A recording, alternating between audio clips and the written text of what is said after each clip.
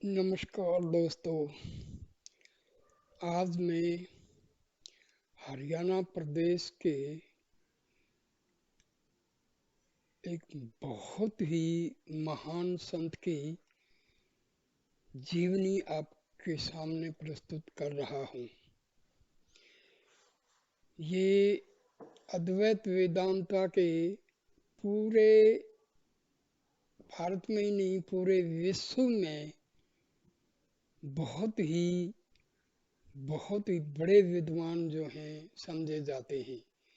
अद्वैत वेदांता के इन्होंने बहुत ही अति उत्तम ग्रंथ लिखे हैं, जैसे कि विचार सागर, विरति प्रभाकर, युक्ति प्रकाशा और तत्व सिद्धांता।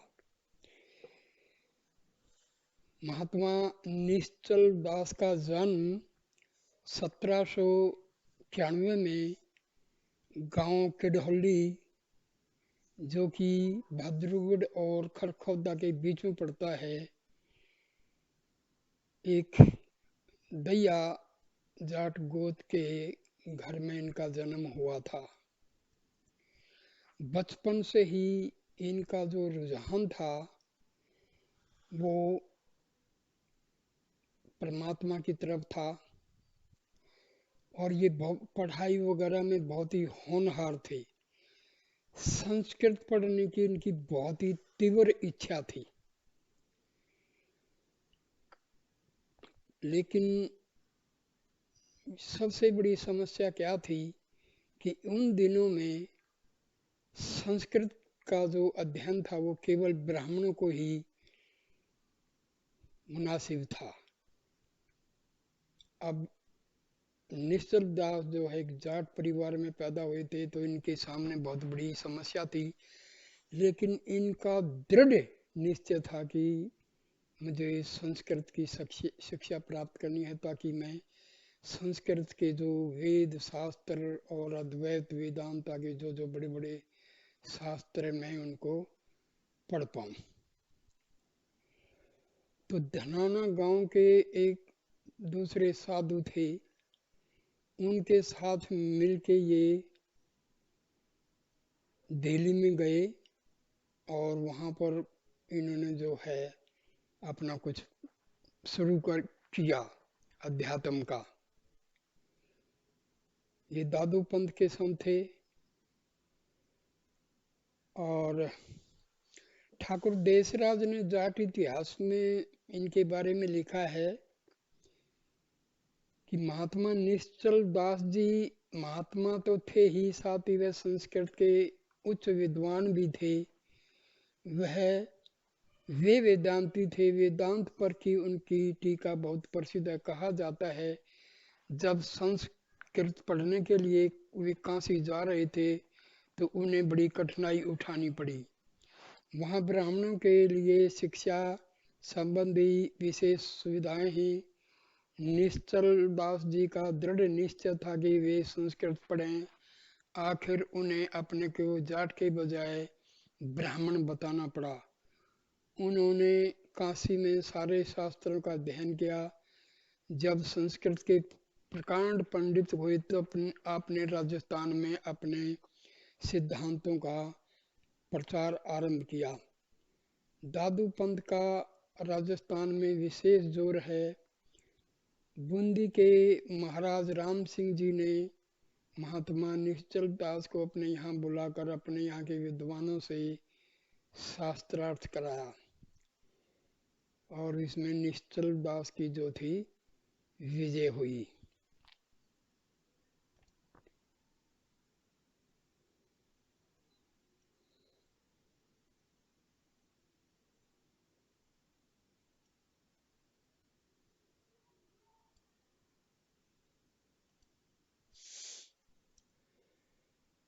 तो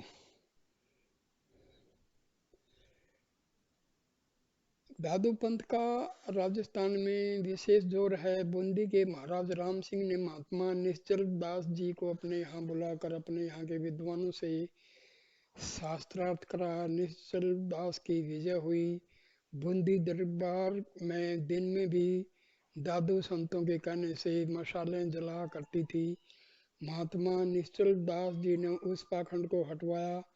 निश्चल दास के विचारों का लोगों पर इतना जबरदस्त असर पड़ा कि आर्य समाज के उपदेशकों को उनके प्रभाव के घटाने के लिए निश्चल दास की मति जो बौरानी आदि बेढंगी कविता की रचना करनी पड़ी।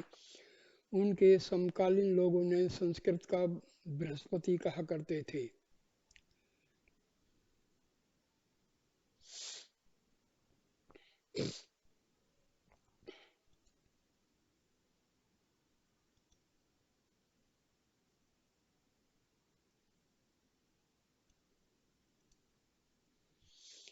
ठाकुर देशराज जी ने आगे लिखा है, महात्मा निश्चल दास जी पिछले समय में ये एक प्रसिद्ध साधु हुए हैं।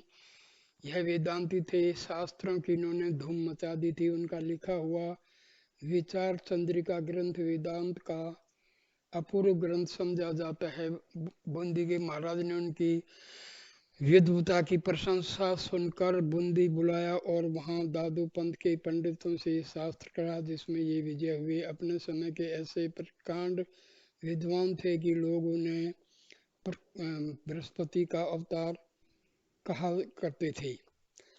जब महात्मा निश्चल दास की काशी के अंदर विद्याध्ययन पूरा हो गया तो उनके गुरु ने उनको जो है इतना योग्य समझा और बहुत ही बुद्धिमान समझा और उन्होंने साधु निश्चल दास के सामने अपनी पुत्री के विवाह का प्रस्ताव रखा।